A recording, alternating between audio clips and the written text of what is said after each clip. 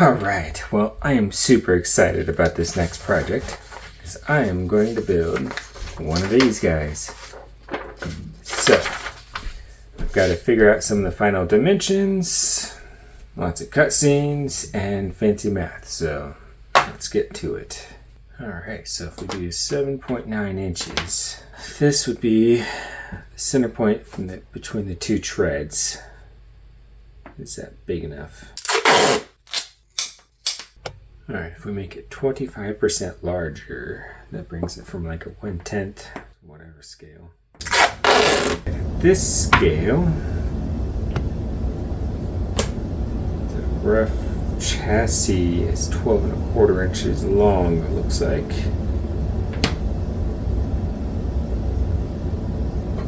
I'll trim one of these two sides. Okay, this thing is massive. Alright, here I made 4 strip rods. I'm just covering them with the final layer of black. Got the link in the description down below on how to make these in detail. And these will be the core of the chassis here.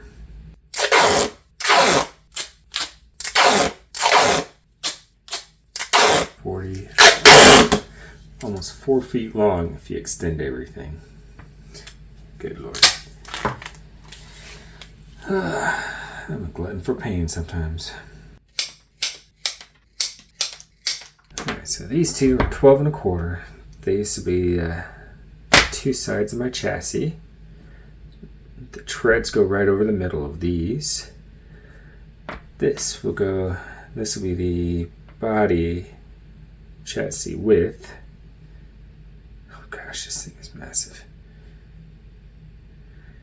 Okay, so now I need to, alright, now I'm ready to, I don't know how many bunch to go in between here. Alright, I was just testing to see if 1/4 inch wide by the width of the tape is enough for my joints. And I think it will be, so that's a relief. Much beyond 5 strips and you're going to need to increase your joint length.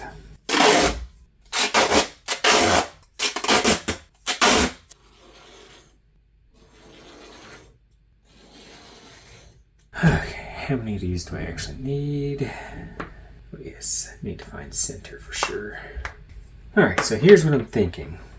I leave a space right in the dead center here, big enough for a circle. And then I have my top layer here also with the same circle. And then the body could slide down into that circle with a pin essentially. And that might allow it to rotate. Let's see if I can make that work. Alright, and so for all my structural joints, I'm going to do 2 strips of tape on it, at the very least, depending on how they feel. Just down and around like that. And they always get this wrap around, just like that. And that'll give it sufficient strength, I hope. Alright, day 2. Let's get back to it. Alright, now I got these done. What should I do first? Cross support or lift it? Okay, so I think based off all the math, 1 inch spacers all the way around will give us the most accurate dimensions. But I'm thinking that I need to cross support all of this before I do that. So let's go ahead and do that. Alright, just finding the middle point here. Cut 6 pieces all the same length. Get a nice snug fit. I'm squeezing these two sides together.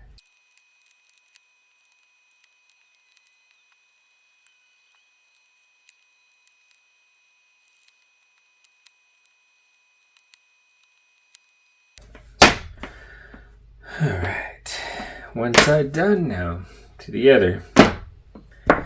Perfect, down to the last one. And I like these to be nice and snug when I slide them in. Just like that, so they kind of stay in place. Makes for a stronger build also. Okay, the outer braces are done. Let's do the inner braces. All right.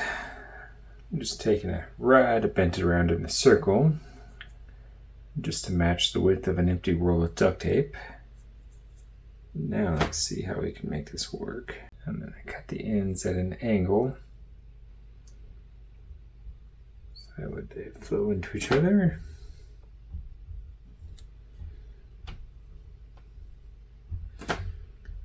Tape it across the joint, both inside and out.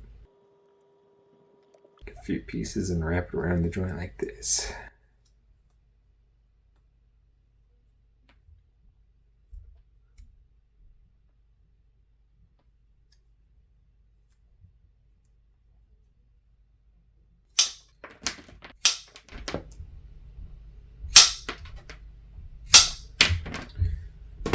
Let's just make a few more, then we'll see if I use them or not.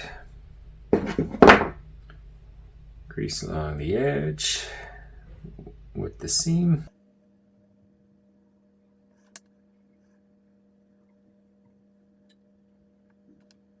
And we're just going to take one steep angle,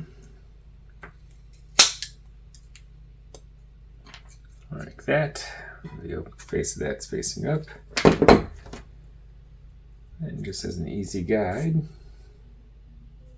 wrap it around an empty roll of duct tape. Just like that.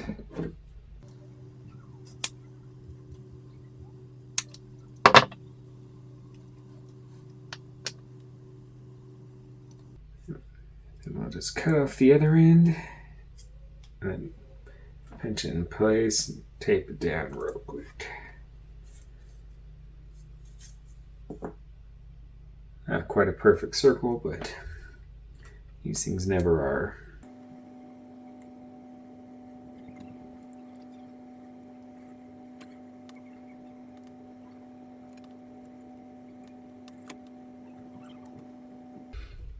All right, we're just going to leave this as a possibility.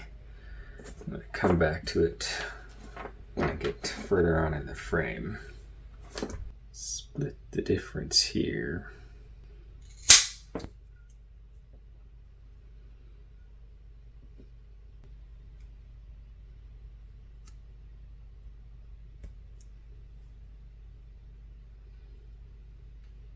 And another thing, I have to wash my hands periodically, probably about every half an hour working with duct tape, because otherwise my fingers get too greasy or oily, whatever it is. So just something to keep in mind when you start doing this.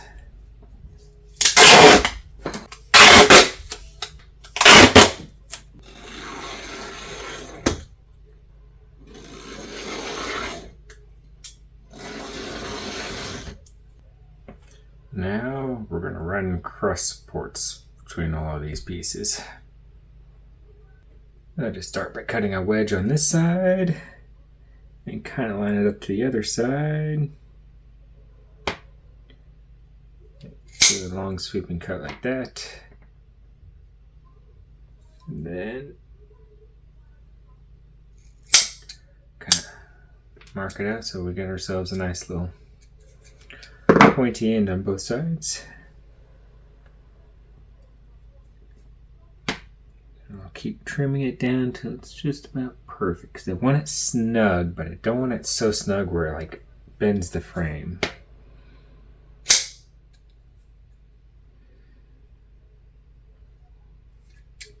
And then we'll wrap it around two different directions. Come in here, kind of pull the piece down. Just like this.